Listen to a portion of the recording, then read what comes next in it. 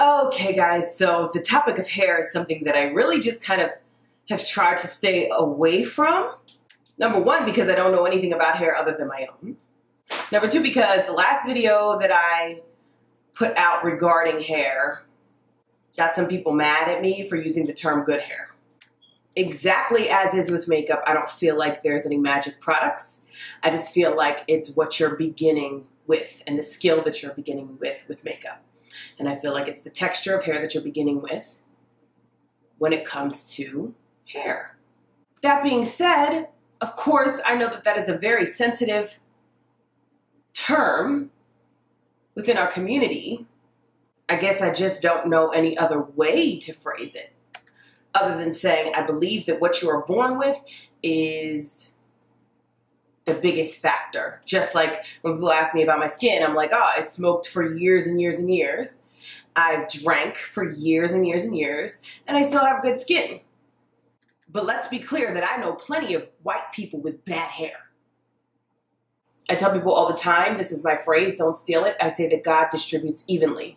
So where he gave me a texture of hair that can go straight or go curly and look good, he also gave me a flat ass and stretch marks throughout my entire body.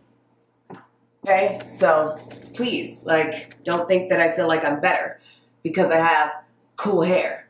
Say cool hair. Again, it's a topic that I really wouldn't talk about because I don't believe in product that much, but people just ask me constantly, especially people with biracial children, which I so respect because when my mom had my sister and I, she did not know what to do with our hair. When I was, I think maybe 14, I decided to get highlights in my hair because Scary Spice had highlights in her hair and she was totally like my idol, and still is, by the way. Lumpy, I love you. Oh my God, I love you.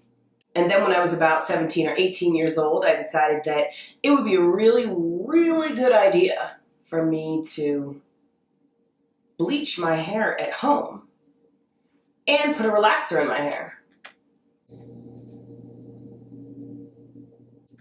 So as my hair was coming out in like clumps in the shower, and I'm like, doo-doo-doo-doo-doo, I begin to panic when it all starts coming out. That was the very last time in my whole life that I ever had a relaxer. I believe that that is very much the key to my hair success also. And the fact that genetically, both of my parents just have great hair. Y'all seen pictures of my daddy? My daddy got dreads down to the back of his knee. And he just got pretty hair. My mother always had really, really long, thick hair. Now, as I get older, the older I get, my sister and I are having these conversations because my hairline is starting to recede as I get older. Hers is doing it too, so I'm not concerned. I'm not thinking that it's because, and my mom said that hers did it too, so I'm not concerned that it's because of my dyeing my hair, although I do not bleach my hair. It is not bleach. It's lifted, but it's not bleach. So when people ask me about the product that I use, it's always weird because it's like, I don't think that it's about what I put in my hair. I think it's rather what I don't do to my hair. I don't relax it and I don't use a lot of heat. And the product that I use is always drugstore products. And throughout the years, it changes, but it's always drugstore products. So I can tell you what I'm using right now. It won't mean that it's what I'm using a week from now, but we could do that. In my last video, something that definitely has changed is that I was co-washing. So since I had the bright idea to get a keratin treatment, and that keratin treatment, like, it just ruined my hair. It was bad. So I asked my celebrity hairstylist friend, what should I do to get this out of my hair? She said, just buy cheap shampoo and keep washing your hair. Well, that's cool because I buy cheap stuff anyway.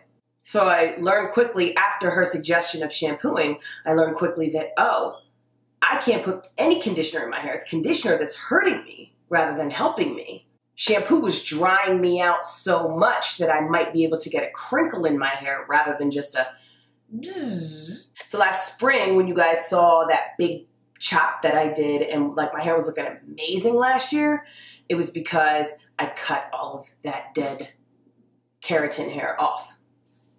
Something that stayed the same and consistent throughout my whole hair journey is that I never use a blow dryer to let my hair dry. Air drying my hair always works better than anything. So once again, that's very little heat on my hair. It's got to air dry. It cannot be diffused, nothing. It's got to be able to just air dry, and as it goes, I have to be able to mess with it. So if you've ever met me, I'm always doing this. And I don't care if that looks crazy. I don't care if that looks weird. Like, this is how I get it to dry. This is how I get it to separate. This is what I do. I've always just been a gel girl, but after the keratin, I realized that gel wasn't working out.